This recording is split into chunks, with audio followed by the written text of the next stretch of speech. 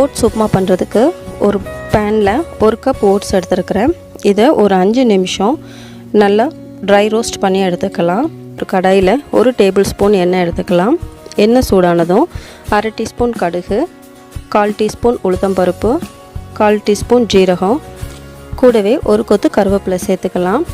இதில் கடுகெல்லாம் பொரிஞ்சதுக்கப்புறமா ஒரு medium size வெங்காயம் பொடிசாக கட் பண்ணி ஆட் பண்ணிக்கலாம். இது கூட ஒரு பச்சை மிளகா நீளமாக கட் பண்ணது, ஒரு துண்டு இஞ்சி துருவி எடுத்துருக்குறோம், அதையும் சேர்த்து வெங்காயத்தோட கலர் மாறுற வரைக்கும் நல்லா வதக்கிக்கலாம். இப்போது இதில் காய்கறி எல்லாம் நம்ம ஆட் பண்ணிக்கலாம். ஒரு கேரட் பொடிசாக கட் பண்ணது, 4லேருந்து 5 பீன்ஸ் பொடிசாக கட் பண்ணியிருக்கிறோம். கூடவே 1/4 கப் அளவு கேப்சிகம், 1/4 கப் அளவு பச்சை பட்டாணி, இது கூட நம்ம 1/4 டீஸ்பூன் அளவு மஞ்சள் தூள், அப்புறம் இந்த காய்கறிக்கு தேவையான அளவு உப்பு சேர்த்து இது எல்லாத்தையும் 1 நிமிஷம் நல்லா வதக்கிக்கலாம். இந்த காய்கறி வேகிறதுக்காக ஒரு 2 டேபிள் ஸ்பூன் அளவு மட்டும் தண்ணி ஆட் பண்ணிக்கலாம். இது ஒரு 5 நிமிஷம் லோ ஃப்ளேமில் கொஞ்சம் நல்லா வேக விடணும். இப்போது காய்கறி எல்லாம் ஓரளவு நல்லா வெந்துருச்சு. இனி இதில் நம்ம 1 கப் அளவு ஓட்ஸ் எடுத்துருக்குறோம், அதனால் 1 கப் அளவு தண்ணி ஆட் பண்ணிக்கலாம். இந்த தண்ணி நல்லா கொதித்து வந்ததுக்கப்புறமா நம்ம ஏற்கனவே வறுத்து வச்சுருக்கிற ஓட்ஸை இது கூட சேர்க்கணும்.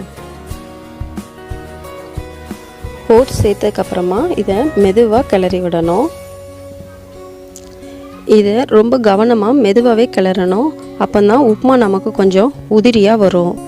இப்போது ஓட்ஸ் இதில் இருக்கிற தண்ணி எல்லாம் அப்சர்வ் பண்ணதுக்கப்புறமா நம்ம ஒரு மூடி போட்டு இதை ஒரு 5 நிமிஷம் லோ ஃப்ளேமில் குக் பண்ணணும். இப்போது 5 நிமிஷத்துக்கு அப்புறமா உப்புமா ஓரளவு ரெடி ஆயிடுச்சு. இதில் கடைசியாக கொஞ்சம் கொத்தமல்லி தழை, இந்த உப்புமாவுக்கு தேவையான அளவு உப்பு, கூடவே ஒரு பாதி எலுமிச்சம்பழத்தோட ஜூஸ் சேர்த்து இதை ஒரு தடவை கிளறி விட்டுட்டு ஸ்டவ்வை ஆஃப் பண்ணிடலாம்.